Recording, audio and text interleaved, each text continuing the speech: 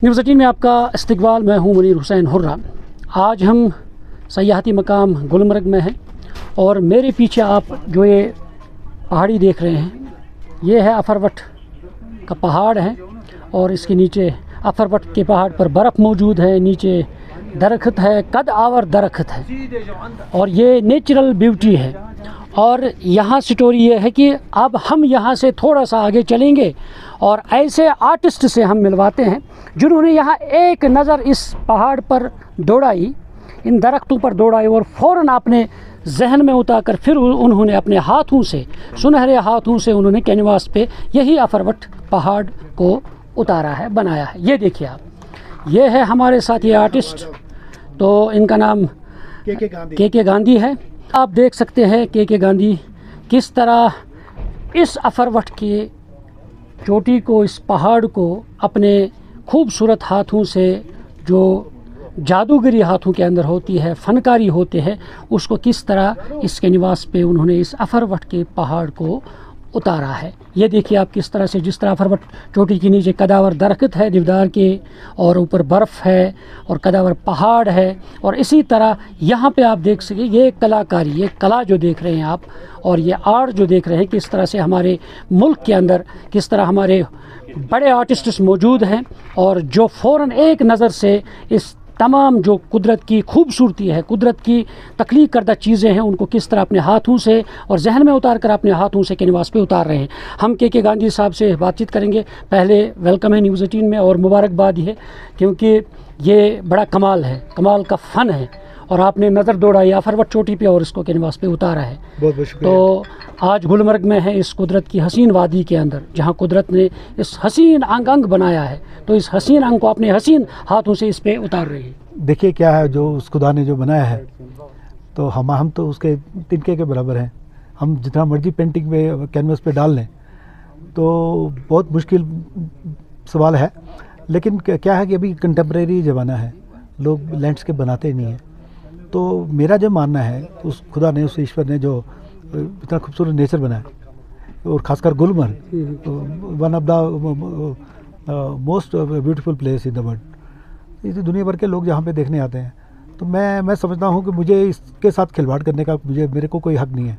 तो अगर मैं पेंट करूँगा तो मैं कोशिश करूँगा कि उससे बढ़िया बने, लेकिन हो नहीं सकता वो लेकिन लोग इससे मुतासिर हो जाएंगे। हाँ, तो मेरा वो ये मानना है, तो उसी पे काम करता हूँ। तो अभी गुलमर्ग में आने का जो कल्चर एकेडमी में नार्थ जोन कल्चर सेंटर ने इतना बड़ा इवेंट नेशनल आर्ट कैंप जो ऑर्गेनाइज़ किया, तो मैं भी वन ऑफ द पार्टिसिपेंट हूँ। तो मेरे ख्याल में यहाँ पे क्या है कि मैं देख रहा हूँ कश्मीर के अंदर बहुत ख़राब टाइम देखा, अभी देख रहा हूँ एक होप है बढ़िया, खासकर यंगस्टर के लिए। बहुत सारी चीज़ें हैं, गेम्स हैं और आर्ट एंड कल्चर से बहुत सारी जुड़ी हुई चीज़ें हैं। मेरे ख्याल में अगर वो पेंटिंग, एक विजुअल आर्ट जो है, जो हमारे जो गुलमर्ग के सराउंडिंग रहते हैं और श्रीनगर के लोग भी, अप टू बारामूला, सोपुर सब, तो मेरे ख्याल में अगर वो आर्ट एंड कल्चर से जुड़ जाएँ, और मेरे ये जो गुलमर्ग है, ये one of the most happening place है। यहाँ पे बहुत रिच लोग आते हैं, फॉरेन से भी लोग आते हैं। तो मेरे ख्याल में अगर वो गांव के लोग कभी छोटी छोटी वर्कशॉप करें, अगर मेरे को बोलेंगे इस तरह की वर्कशॉप करने के लिए, तो मैं तो एक्सपर्ट हूँ नेचर के लिए, माना जाए देवदार ट्रीज़ के लिए। तो मैं आना चाहूँगा यहाँ पे, अगर बच्चे कुछ सीखना चाहें तो उस पर वो काम करें।